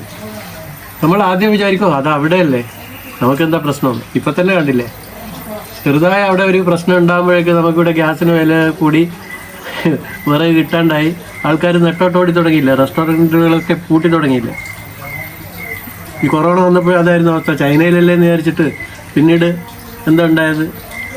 അതുകൊണ്ട് ലോകത്ത് എവിടെയും എന്തെങ്കിലും ഉണ്ടാവുമ്പോൾ അത് നമ്മുടേതായ ഒരു പ്രശ്നം നമുക്ക് അത് ഉണ്ടാവും എന്ന് തന്നെ വിചാരിച്ചിട്ട് ചിന്തിച്ച് കളിച്ചാൽ നന്നായിരിക്കും എല്ലാവർക്കും. ഞാൻ പറയേണ്ട കാര്യങ്ങൾ പറയും, വെട്ടി തുറന്ന് പറയും, എനിക്കൊരു പ്രശ്നമില്ല, ആരെയും പേടിക്കില്ല, പറയേണ്ട കാര്യങ്ങൾ പറയാം. അതൊക്കെ കൊണ്ടാണ് ഞാൻ വെറുതെ പറയല്ല, എൻ്റെ അത്രയും സുഹൃത്തുക്കൾ എന്നെ നിരന്തരം ബന്ധപ്പെടുന്നുണ്ട് ഇവിടെ ബിസിനസ് ചെയ്യാൻ വേണ്ടിയിട്ട്.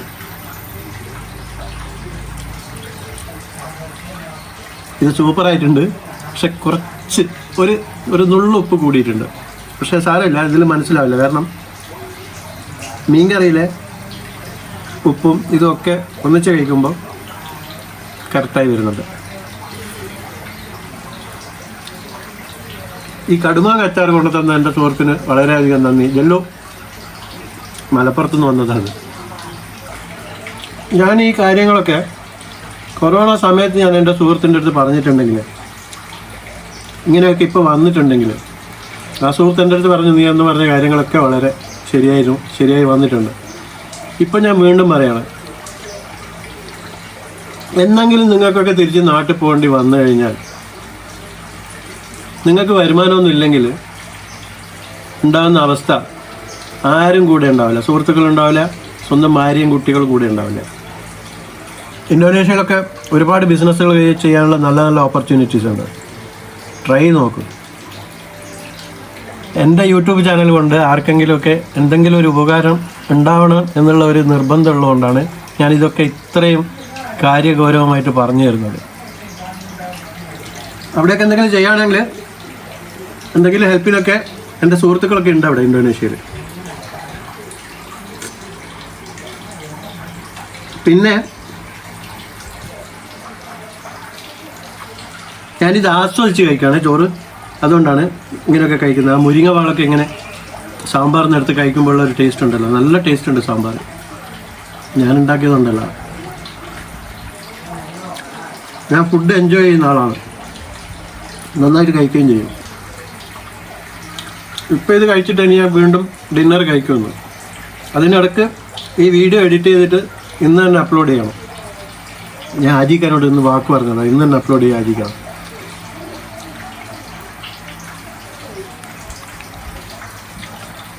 സ്വാഭാവികമായിട്ടും ചിന്തിക്കുന്ന ഒരു കാര്യം ഉണ്ടാവും. ഇപ്പോൾ സാധാരണ ഒരു കഫ്റ്റേരിയയിൽ ജോലി ചെയ്യുന്ന ഒരാളാണെങ്കിൽ അയാൾക്ക് എത്ര സാലറി കിട്ടുമെന്ന് എനിക്കറിയാം. ദുബായിലെ കാര്യമാണ്, ദുബായിലും ഖത്തറിലൊക്കെ കാര്യമാണ്. അപ്പോൾ ആ പൈസ വെച്ചിട്ട് തായ്ലൻഡിലും ഇന്തോനേഷ്യയിലൊക്കെ ബിസിനസ് ചെയ്യാൻ പറ്റുമോ ചെറിയൊരു ബഡ്ജറ്റിൽ എന്ന് ആലോചിക്കുന്ന ആൾക്കാരുണ്ടാവും. തീർച്ചയായും പറ്റും, 100% പറ്റും. ഞാൻ പറഞ്ഞുതരാം എങ്ങനെ ചെയ്യണമെന്ന്, അതുപോലെ ചെയ്താൽ മതി. കുറേ പൈസ ഉണ്ടെങ്കിലേ ബിസിനസ് ചെയ്യാൻ പറ്റും. ബിസിനസ് എന്ന് പറയുന്നത് ലാഭം ഉണ്ടാവും, നഷ്ടം ഉണ്ടാവും. ഇതൊക്കെ അനുഭവിച്ച ഒരാളാണ് ഞാൻ. എന്ന് വെച്ച് നഷ്ടം വന്നതെന്ന് വെച്ചിട്ട് പിന്നെ ബിസിനസ് ചെയ്യാൻ പറ്റില്ല എന്നൊന്നും ഇല്ലല്ലോ. നിങ്ങളിൽ പലരും ബിസിനസ് ചെയ്തിട്ട് നഷ്ടങ്ങളൊക്കെ വന്ന ആൾക്കാരുണ്ടാവും ഒരുപാട്. എന്ന് വെച്ചിട്ട് ആ ബിസിനസ് നഷ്ടങ്ങൾ നികത്തണമെങ്കിൽ നിങ്ങൾ ഒരു ജോലി ചെയ്തിട്ട് നഷ്ടം നികത്താൻ പറ്റുമോ? ഒരിക്കലും പറ്റില്ല. ഈ അയില നല്ല ഫ്രഷായിരുന്നു കേട്ടോ. ഓ, കുറച്ചുകൂടെ കഴിയുമ്പോൾ ഇത് നല്ല എരിവും പുളിയൊക്കെ പിടിക്കും. അപ്പോൾ ചെറിയ ബഡ്ജറ്റിൽ ചെയ്യാൻ പറ്റുന്ന ബിസിനസ്സും ഉണ്ട് ഇവിടെ, വലിയ ബഡ്ജറ്റിൽ ബിഗ് ബഡ്ജറ്റിൽ ചെയ്യാൻ പറ്റുന്ന ബിസിനസ്സും ഉണ്ട്.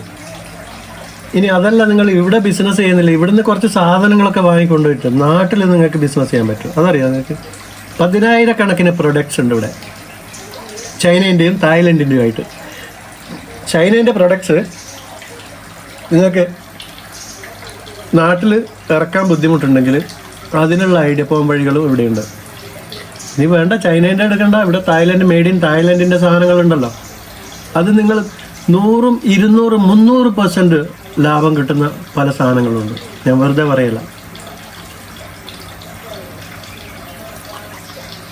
ഇതൊക്കെ നിങ്ങളൊരു ഗ്രൂപ്പിൻ്റെ കൂടെ വന്നിട്ട് പട്ടായാലും ഒരു 3 ദിവസം ബാങ്കോക്കിൽ 1 ദിവസം നിന്നിട്ട് പോയാൽ നിങ്ങൾക്ക് കണ്ടെത്താനോ മനസ്സിലാക്കാനോ ഒന്നും പറ്റില്ല. ഇവിടെ വന്നിട്ട് തന്നെ പഠിക്കണം. അതിന് നല്ല ചിലവും വരും. ഇൻഡിവിജ്വലായിട്ട് യാത്ര ചെയ്യണം, ഹോട്ടൽ റൂംസ് എടുക്കണം, ടിക്കറ്റ്, ഭക്ഷണം, നല്ലൊരു ചിലവ് വരും. അത് ഏതൊരു ബിസിനസ് ചെയ്യുമ്പോൾ ഇനീഷ്യലായിട്ട് നിങ്ങൾ ഒരു ഇനീഷ്യൽ ഇൻവെസ്റ്റ്മെൻ്റ് എന്ന് പറയും, അത് നിങ്ങൾ ചെയ്യണം. അല്ലാതെ അവിടെ പല രാജ്യങ്ങളിൽ പല സ്ഥലത്ത് വരുന്നിട്ട് എന്നെ വാട്സപ്പിൽ ഫിറോസിക്ക അവിടെ ഇങ്ങനെ ഒരു സാധനമുണ്ട്, ഇതിന് എത്ര വില എന്നൊന്ന് അന്വേഷിച്ചു തരുമെന്ന് ചോദിച്ചു കഴിഞ്ഞാൽ ഞാനും അവിടെ പോയി അന്വേഷിക്കണമെങ്കിൽ എനിക്ക് ടാക്സി ഫ്രീ അല്ലല്ലോ, എൻ്റെ സമയം വെറുതെ അല്ലല്ലോ. അപ്പോൾ എനിക്ക് അത്ര മെനക്കെടാൻ പറ്റുമോ? നിങ്ങൾക്ക് ചെയ്യണമെങ്കിൽ നിങ്ങൾ തന്നെ വന്ന് അന്വേഷിക്കണം. അല്ലാണ്ട് ഫിറോസിക്കാനെ ഹെൽപ്പ് ചെയ്ത് കഴിഞ്ഞാൽ പറ്റില്ല. 1 or 2 പേർക്കൊക്കെ ഹെൽപ്പ് ചെയ്യാൻ പറ്റുമോ? എല്ലാവർക്കും ഞാനിങ്ങനെ ഹെൽപ്പ് ചെയ്യാൻ നിന്ന് കഴിഞ്ഞാൽ എൻ്റെ സ്ഥിതി എന്താവും? Time is money. എൻ്റെ സമയവും വാല്യുബിൾ അല്ലേ? എനിക്ക് പല കാര്യങ്ങളും ചെയ്യാനുണ്ട്. അതിനിടയ്ക്ക് നിങ്ങളൊരു കാര്യം പറഞ്ഞിട്ട് ഞാൻ നോക്കാമെന്ന് പറയും. ഞാൻ നോക്കുന്നത് എപ്പോഴെങ്കിലും അവിടെ പോകുമ്പോൾ ആയിരിക്കും, ചിലപ്പോൾ 3 മാസം കഴിഞ്ഞിട്ടായിരിക്കും. ഞാൻ നോക്കാമെന്ന് പറഞ്ഞാൽ പിന്നെ ഞാൻ കുടുങ്ങി. പിന്നെ പിറ്റേ ദിവസം വീണ്ടും വിളിയാ, എന്തായി ഫിറോസ്ക? അതെങ്ങനെ നടക്കും? എന്തെങ്കിലും ഒന്ന് അന്വേഷിക്കണേ. ഞാൻ ബാങ്കോക്കിൽ ടാക്സി എടുത്തിട്ട് പോകണം, മെട്രോയിൽ കയറി പോകണം, എത്ര ഭാഗത്ത് ചിലവാ, എന്നിട്ട് അത് അന്വേഷിച്ച് കണ്ടെത്തി എല്ലാ ഡീറ്റെയിൽസും കൊടുത്തു കഴിഞ്ഞാൽ പിന്നെ അതിനുശേഷം പിന്നെ വിളിക്കുകയോ പറയുകയോ ഒന്നും ചെയ്യൂല. പിന്നെ ഞാൻ എന്തെങ്കിലും പ്രതീക്ഷിച്ചിട്ട് ആർക്കും ഒന്നും ചെയ്യാറില്ല. ഒന്നും പ്രതീക്ഷിക്കാണ്ട് ചെയ്യുന്നതാണ് നല്ലത്. ഇപ്പം ഞാൻ ചെയ്യലും നിർത്തി. കാരണം നമ്മൾ സമയം വെറുതെ മെനക്കെടുകയാണ്. എന്നാൽ സീരിയസ് ആയിട്ടുള്ള ആൾക്കാരുണ്ട്. ഇപ്പോൾ ഇവിടുന്ന് പല സാധനങ്ങളും നാട്ടിലേക്ക് കൊണ്ടുപോയിട്ടുള്ള ഒരുപാട് ആൾക്കാരുണ്ട് എൻ്റെ കെയർ ഓഫിൽ. അതുകൊണ്ട് എന്തെങ്കിലും ഇതേപോലെയുള്ള ബിസിനസ്സോ കാര്യങ്ങളൊക്കെ നിങ്ങൾ ചെയ്യാൻ ആലോചിക്കുകയാണെങ്കിൽ നിങ്ങൾക്ക് ഇവിടെ ഈ തായ്ലൻഡ് ഗവൺമെൻറ്റും ഇന്തോനേഷ്യൻ ഗവൺമെൻറ്റും ഒക്കെ നല്ല സപ്പോർട്ടീവാണ്. വിസ കിട്ടും. ഇപ്പോൾ തന്നെ നിങ്ങൾക്ക് നിങ്ങൾ 50+ ഏജ് ആണെങ്കിൽ നിങ്ങൾക്ക് ഇവിടെ നിങ്ങളുടെ കയ്യിൽ പൈസ ഉണ്ടോ, ഇവിടെ ബാങ്കിൽ പൈസ ഡെപ്പോസിറ്റ് ചെയ്ത് കഴിഞ്ഞാൽ നിങ്ങൾക്ക് ഇവിടെ റിട്ടയർമെൻറ്റ് വിസ അടിക്കാൻ പറ്റും. എന്നിട്ട് നിങ്ങൾക്ക് ഇവിടെ ഇരുന്നുകൊണ്ട് എന്തെങ്കിലും ബിസിനസ് ചെയ്യാം. ഇനി അതല്ലെങ്കിൽ നിങ്ങൾ ലൈസൻസ് എടുത്തിട്ട് അതിൻ്റെ മുകളിൽ നിങ്ങളെ വിസ എടുത്തിട്ട് നിങ്ങൾക്ക് ബിസിനസ് ചെയ്യാം.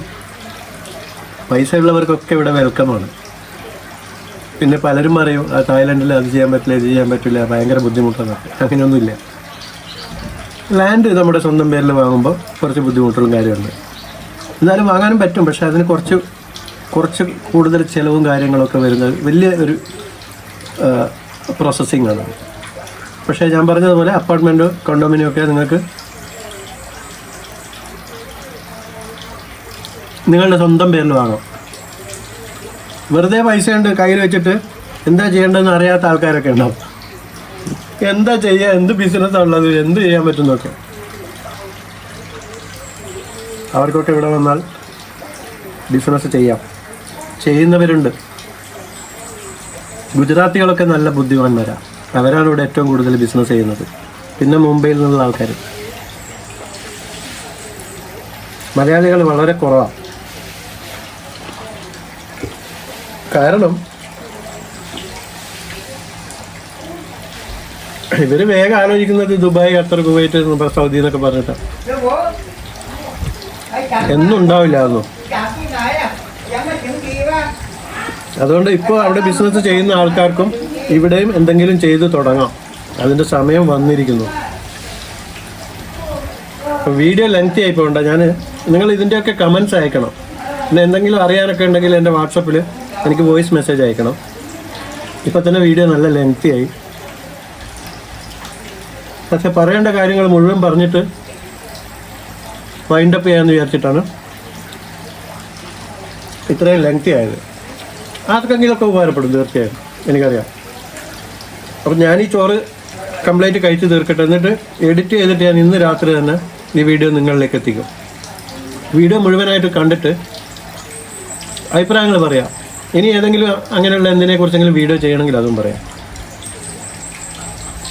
ഇങ്ങനെയുള്ള വിഷയങ്ങൾ. ഇപ്പം ഞാൻ കുറച്ച് ദിവസം യാത്രയില്ല, ഇനി വീട്ടിൽ തന്നെ ആയിരിക്കും. എൻ്റെ അടുത്ത് കുറേ വീഡിയോസ് ഉണ്ട്, അതൊക്കെ എഡിറ്റ് ചെയ്ത് ഇടണം. അപ്പോൾ ഈ വീഡിയോ കണ്ട എല്ലാവർക്കും നന്ദി, നമസ്കാരം. കമൻ്റ് അയക്കാൻ മറക്കരുത്. Okay, bye bye.